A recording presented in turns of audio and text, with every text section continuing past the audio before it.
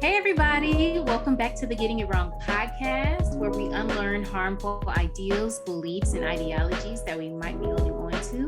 And we get practical ways to live a more holistic and balanced lifestyle. And we embrace our mistakes here because getting it wrong is the first step to getting it right. I am your co host, Gabbie. And I'm Morgan. Let's get into it. Hey guys, today's our Wellness Wednesday episode, and we're going to be talking about habits. And I've read a book recently. I'm sure it's a book that we've all heard about if we haven't read it already. And it's called Atomic Habits by James Clear. And the title of this episode is going to be What We Get Wrong When Creating a New Habit. This book is full of amazing, detailed information that I cannot fit into this one episode for you guys, but I'm gonna keep it simple and break a habit down. So James Clear broke a habit down into like 4 parts. And he said this is the basis of how every habit is created. So the 4 parts are cues, cravings, responses, and rewards. And he also breaks those things down into how to create those cues, cravings, responses, and rewards. Okay. So regarding a cue, one of the things we get wrong is not making that habit obvious. For example, let's say I want to get on my computer every morning and practice a skill. If my laptop is in a drawer somewhere and when I wake up in the morning, I don't see it, how is it going to cue me to start creating that habit? Okay. So you got to make sure something's triggering you. I was kind of dealing with this because I told myself I want to wake up earlier, but I always hit snooze in the morning. So I think something that I can do is make my plug my phone in across the room so I have to get up. I don't know if that's technically a cue or not, but if I have to get out of the bed to turn off my alarm, I might wake up in the morning. I'm gonna try it today. Okay, I just need to wake up earlier. That really goes into my number 3, but that's a good idea. So I'm gonna hold it. Yes, hold that for number 3.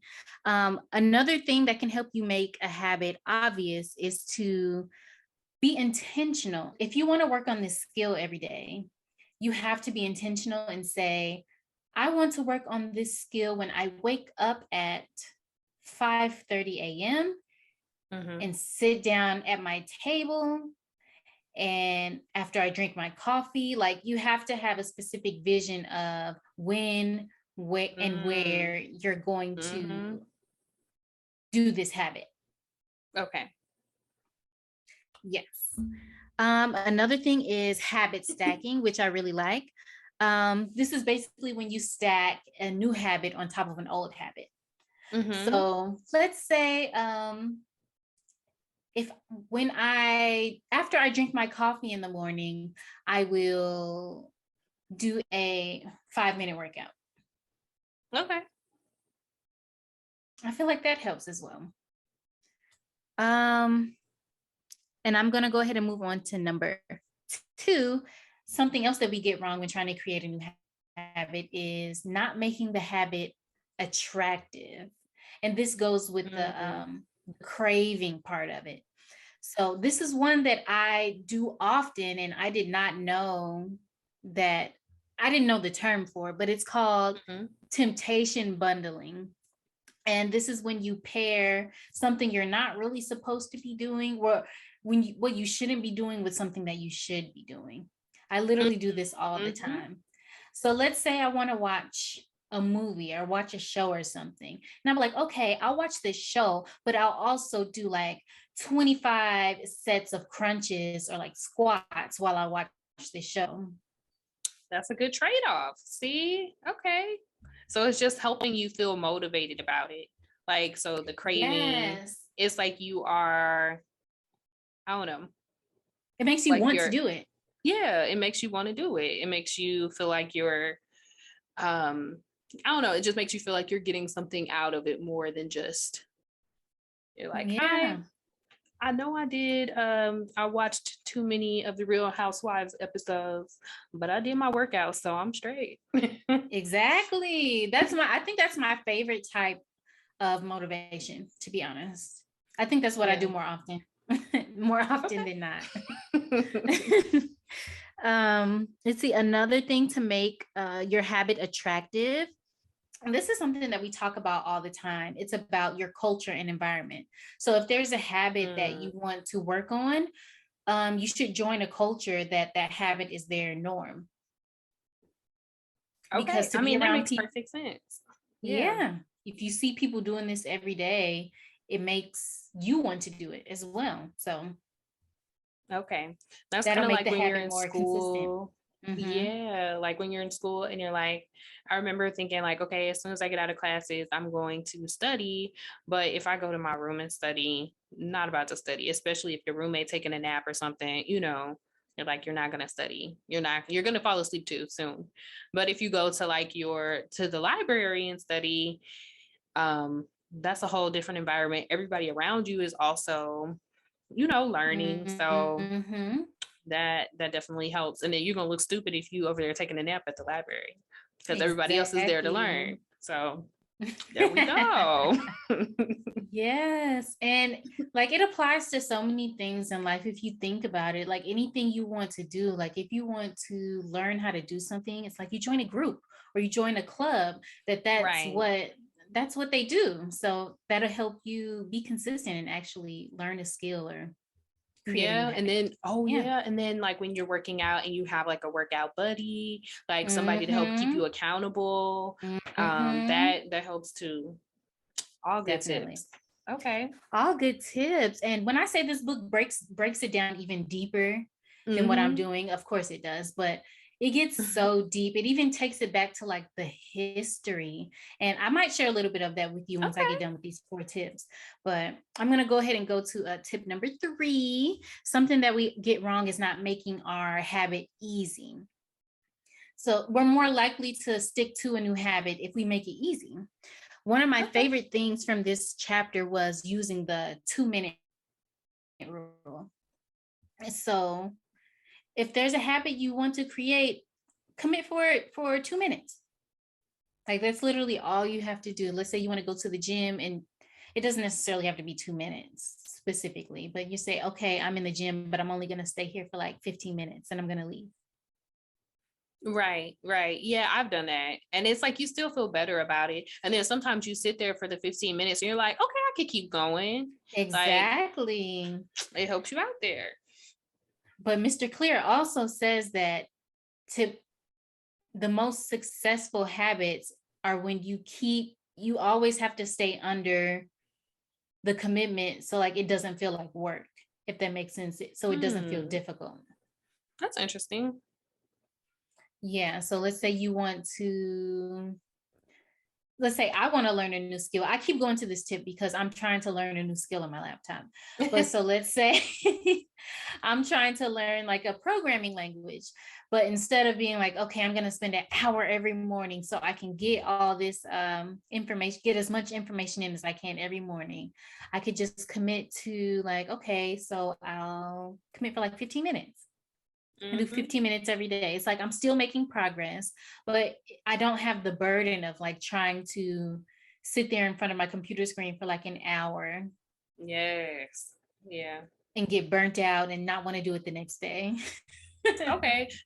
So that's like the whole point though, because when you get burnt out, you have to like manage your energy, like when you get burnt out, you might not pick it back up. So avoiding being burnt out is so important. Okay. Definitely. And he also talks about automating your habits. So trying to make things as automated as possible. You can use technology to help automate some of your habits, is what I'm trying to say. Okay. You can do that with reminders in your phone. You can do that with because I use my reminders to drink water in the wintertime. I don't know what it is about winter, but it's so hard for me to get the water that I need during the wintertime. I guess because when it's hot outside, I always have water because I'm like, I know I'm hot, I'm thirsty. Oh, But yeah, that makes sense.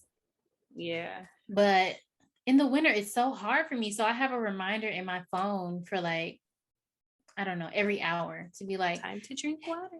It says healthy girls drink water. I'm like, okay, I want to be healthy. That's cute. I want to be I'm happy. healthy, sure. That's cute. So that helps me with drinking water. Mm-hmm. I'm gonna go ahead and move to the fourth one, which is not making it satisfying. So in order to have consistent habits, we have to make it satisfying. This is the reward part. And number 3, then make it easy. That was the response part. So to make it satisfying, you have to give yourself some type of immediate reward. It's kind of like positive discipline if you're a parent. Okay.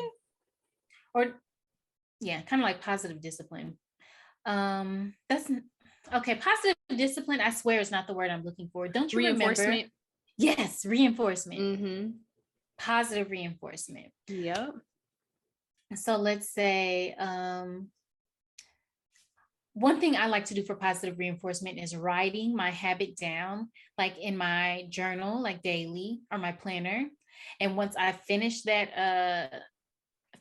task or that habit, crossing it off gives me so much validation. It is satisfying. Yes. You just really feel like you accomplished something, especially if you can get like all of your things crossed off the list. It's just a special feeling of accomplishment. Such a special feeling. And I can't remember the exact percentage that he said, but he says people who track their habits like that are definitely more likely to continue that habit than someone who doesn't. I'm sure. And he also says never miss your habit twice in a row. Never do it. Boy. Never do it, because I mean, missing it once, that's like an accident. But once you miss it twice, I feel like missing it starts to become a habit. And it's hard to get back on it. So true. But it's specifically twice in a row. Like, okay, if you messed up yesterday, don't do it again today. You're like, okay, I didn't do it yesterday, but that means I have to do it today. That's the mindset you gotta have. And something that has helped me personally with that is always having a plan B. So let's say I have a plan to go to the gym like every day this week. So, but that's my plan A. But my plan B is if I don't go to the gym, I'll still do like 3 sets of 25 squats at home that day if I don't make it to the gym. Okay. That's a good point. Yeah, you got to have a backup plan. No, that's an easy one. Like if I don't work out at the gym, I can work out at home. But like, yeah, there are other things you can figure out too. Like, I'm not going to try and think of one, but I'm sure. But just that having that plan B in general is good if you really want to get something done. Yeah, I can think of another one. Let's say you want to cook every day this week, but let's say you don't have the energy to cook like a meal that you had planned this week. Your plan B could be like just make some spaghetti or something. Just put boil the noodles in the pot, put the sauce in there. I mean, I'm extra with my spaghetti and put a whole bunch of stuff in it, but you don't have to do that. Yeah, that's a good point. Like that's something I want to cook all throughout the week. Like my goal is to only eat out twice a week, but I don't be doing that. But the point I was trying to make is my backup meal is like those little frozen like meals that you could just throw like in the pan, and it just like they'll have like frozen pasta meals and stuff. Like that's my backup. I'll be like, okay, this is what we're gonna do. It takes 10 minutes. It's gonna unthaw or whatever it's got to do, and it's a wrap. It takes a few minutes. I don't even have to watch it, which is probably why I be burning stuff. But I always have to set a timer, because if I don't, it's gonna end up burnt. Right. But yes, I try to always have a plan B, because if I don't have a plan B, I'm gonna fall off. Like it is what it is for me personally. And another thing that he said that I really liked, and it just escaped my mind now that I'm trying to talk about it. I'm going to blame it on it being 11 p.m. Girl, it's a wrap for us. It's definitely a wrap for us, but he gave so much good information in that book. And if you want to learn more, I really suggest reading it. He gives advanced tactics that goes way beyond what I talked about. Mm-hmm. And then after going a little bit deeper, I saw that he offered a course on how to get your habits started. Like I think it was a 30-day course on how to get your habits started. And I think you can get access to that by going to atomichabits.com/cheat sheets. Okay. Or is it's cheat sheet without the S. So Singular. CHEATSHEET. Yes, singular. Okay. And I think I signed up for the cheat sheet. And after you sign up for the cheat sheet, it gives you a list of things and it gives you access to the free course to start whatever habit you want to start. It'll take you through it step by step. Oh wow. That's really interesting. Okay. Well, you got to keep us updated on that. Tell us how it goes. I will. You said it sounds like you're going to start a new skill. I am. I'm working on it. Habit. But I've fallen off. And I'm going to actually apply some of these habit building skills that I've learned and see where it takes me. Okay. I'm excited to see. Okay. Well, yeah. I was just going to say, I think we should all like choose one skill or one habit that we want to create or we want to build and use some of the tips that we talked about in the episode. Or if you want to learn more, go read the book and work on that skill for like the next month or so. And I think we should talk about it. Yeah, I think so too, Gabbie. And I think another thing that is like really important is having routines. And I know that's something you've been big on, and that would be my skill or my habit rather that I would want to create. I want to make sure that I have both a morning and nighttime routine because I do see that would be something that like improves my life because I keep waking up and going to bed without thinking about the next day and just not like just rolling into the next day without like full thought into it is so chaotic. And I think it would just be really important for me to, and really beneficial for me to start, waking up, knowing what's going to go on in the day, and then getting started, So that's why I was saying I want to start waking up earlier. Definitely. Waking up earlier has changed my life. And I would low-key I want to have a whole episode dedicated to routines, how important they are, and some different ways that I have established some routines in my life and how to get back on routines after you've messed up and don't have a routine anymore, because I've done that like a million times. So I feel like I can dedicate a whole episode to just that. Maybe next week.